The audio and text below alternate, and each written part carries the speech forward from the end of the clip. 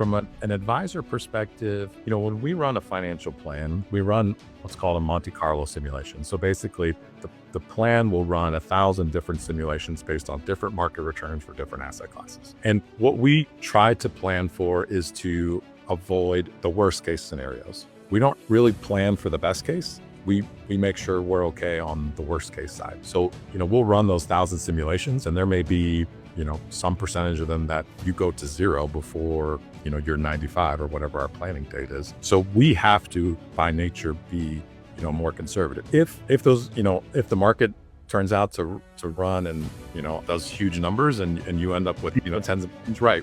That's a whole different, that's a different planning initiative because we're now talking about estate taxes and, your goals may change because maybe you want to do more charitable things, whatever that might be. And that's perfectly fine. We can always shift gears.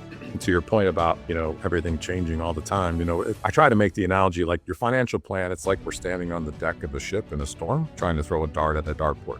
There's so many different variables. Things are constantly changing. When we build your plan, 5 days later, if we rerun it again, it's going to look different because the asset values have changed. So what we try to do is we're trying to minimize as many of the variables as possible. Okay, which direction is the wind blowing? Okay, let's kind of account for that.